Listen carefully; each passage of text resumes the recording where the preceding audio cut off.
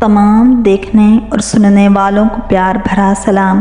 حضرت دانیال علیہ السلام یروشلم میں پیدا ہوئے۔ عبرانی زبان میں دانیال کا مطلب ہے خدا میرا جج ہے۔ بیت المقدس پر بابل کے حملے کے وقت حضرت دانیال علیہ السلام کی عمر 12 سال تھی۔ قرآن مجید میں آپ کے نام کا تذکرہ نہیں کیا گیا، لیکن اسلامی روایات اور مسلم تاریخی ماخذ ان کا حوالہ دیتے ہیں۔ خاص طور پر بنی اسرائیل کے اسیر ہونے کی مشہور کہانی میں حضرت دانیال علیہ السلام نبی خوابوں کی ترجمانی کرنے اور عمدہ فیصلے کرنے کی صلاحیت کے لیے جانے جاتے ہیں۔ آپ فارس کے بادشاہ سائرس اعظم کے ہم عصر تھے۔ کورش اعظم، جو سائرس اعظم کے نام سے بھی جانا جاتا ہے، قدیم ایران کا ایک عظیم بادشاہ تھا۔ اس نے ایران میں ہخامنشی سلطنت کی بنیاد رکھی۔ اس کی قیادت میں ایران نے جنوب مغربی ایشیا، وسطی ایشیا، یورپ کے کچھ علاقے اور کوکاف کو فتح کیا۔ مغرب میں بحیرہ روم اور در دانیال سے لے کر مشرق میں ہندوکش تک کا علاقہ فتح کر کے سائرس نے اس وقت تک کی تاریخ کی عظیم ترین سلطنت قائم کی۔ یوں بنی اسرائیل کو بابل میں غلام بنا کر لانے کے 70 سال بعد بابل کو سائرس نے فتح کر لیا۔ اس دوران پورے 70 سال تک حضرت دانیال علیہ السلام بابل میں گاہے بگاہے اعلیٰ شاہی عہدوں پر فائز رہے۔ کورش نے انہیں اپنے ساتھ بطور مشیر رہنے کی گزارش کی، جسے حضرت دانیال علیہ السلام نے خدا کی اجازت سے قبول فرما لیا۔ کورش اعظم نے پارس سارگاد کو اپنا دارالحکومت قرار دیا اور وہاں ایک محل تعمیر کیا۔ حضرت دانیال علیہ السلام سائرس کے ساتھ ایران آئے اور سائرس نے انہیں اعلیٰ اعزاز سے نوازا، یہاں تک کہ انہیں سائرس کے دربار میں ایک اعلیٰ مقام دیا گیا۔ کتابوں میں کہا گیا ہے کہ وہ سائرس کے زمانے میں سائرس کا دوسرا وزیر بن گئے تھے۔ یہ 3 وزیر تھے جو بادشاہ سے متعلق تھے۔ ان تینوں میں سے ایک حضرت دانیال علیہ السلام تھے۔ ان تینوں میں سے دانیال بادشاہ کے ساتھ براہ راست رابطے میں تھے، اور یہ سلسلہ اس وقت تک جاری رہا جب تک سائرس نے الوداع نہیں کہا۔ اس کی موت اچانک واقع ہوئی۔ 529 قبل مسیح میں ایک قبیلہ سک نے بغاوت کر دی۔ وہ وہاں گیا اور ان کے خلاف جنگ کرتے ہوئے مارا گیا۔ دارا کے دور حکومت میں، جس نے بیلشزر کو مار کر حکومت سنبھالی تھی، حضرت دانیال علیہ السلام اسی خاکہ اور منصب پر واپس آئے جو انہوں نے سائرس کے زمانے میں پائے تھے۔ بادشاہ دارا عادیوں کی نسل سے تھا۔ وہ بادشاہ بابل بنا۔ اس کے دل میں یہ خیال آیا کہ کتنا اچھا ہوتا اگر 120 صوبے داروں کا انتخاب ہوتا اور وہ ساری مملکت میں حکومت کرتا۔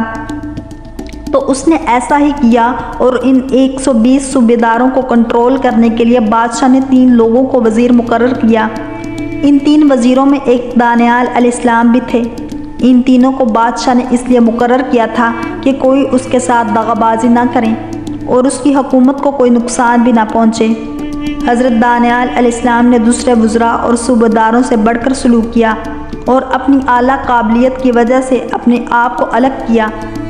بادشاہ دانیال سے اتنا زیادہ متاثر ہوا کہ اس نے حضرت دانیال علیہ السلام کو تمام مملکت کا حاکم بنانے کا ارادہ کیا۔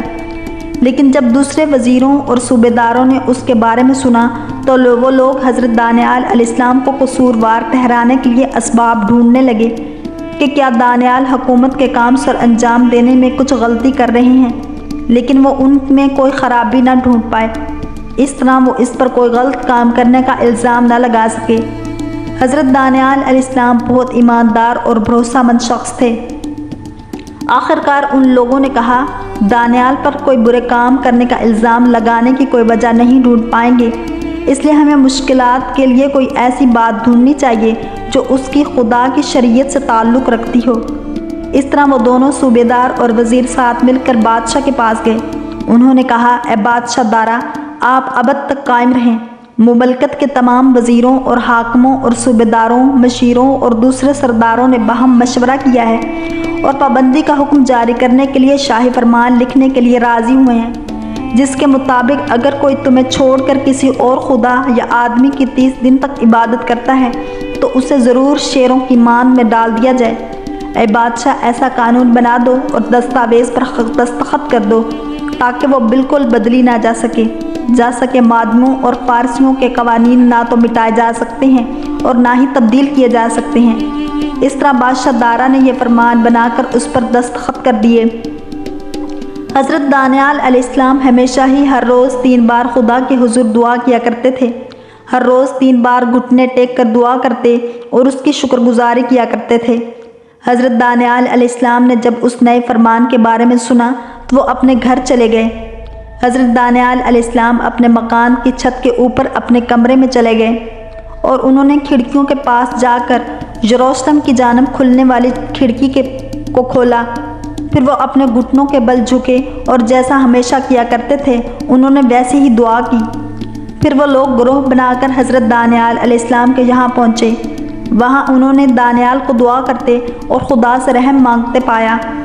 بس پھر کیا تھا، وہ لوگ بادشاہ کے پاس جا پہنچے اور انہوں نے بادشاہ سے اس فرمان کے بارے میں بات کی جو اس نے بتایا تھا۔ انہوں نے کہا، اے بادشاہ دارا، آپ اپنے ایک فرمان بنایا ہے جس کے تحت اگلے 30 دنوں تک اگر کوئی شخص کسی دیوتا سے یا دوسرا کسی شخص سے دعا کرتا ہے تو اے بادشاہ اسے شیروں کی مان میں پھینک دیا جائے گا۔ بتائیے کہ آپ نے اس فرمان پر دستخط نہیں کیے تھے؟ بادشاہ نے جواب دیا، ہاں میں نے اس فرمان پر دستخط کیا تھا، اور مادیوں اور پارسیوں کے آئین اٹل ہوتے ہیں، نہ تو وہ بدلے جا سکتے ہیں اور نہ ہی مٹائے جا سکتے ہیں۔ اس پر ان لوگوں نے بادشاہ سے کہا، دانیال نام کا وہ شخص آپ کی بات پر توجہ نہیں دے رہا ہے۔ دانیال ابھی بھی ہر دن 3 بار اپنے خدا سے دعا کرتا ہے۔ بادشاہ نے جب یہ سنا تو وہ بہت رنجیدہ ہوا۔ بادشاہ نے حضرت دانیال علیہ السلام کو بچانے کا فیصلہ کیا۔ بادشاہ دانیال کو بچانے کی تدبیر کی کوشش میں شام تک سوچتا رہا۔ تب وہ لوگ ایک گروہ کی شکل میں بادشاہ کے پاس پہنچے۔ انہوں نے بادشاہ سے کہا، اے بادشاہ یاد کر، مادیوں اور فارسیوں کی شریعت کے تحت جس فرمان یا حکم پر بادشاہ دستخط کر دے وہ نہ تو کبھی بدلا جا سکتا ہے اور نہ تو کبھی مٹایا جا سکتا ہے۔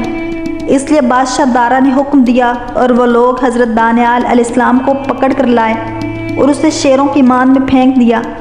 بادشاہ نے دانیال علیہ السلام سے کہا، مجھے امید ہے کہ تو جس خدا کی ہمیشہ عبادت کرتا ہے وہی تیری حفاظت کرے گا۔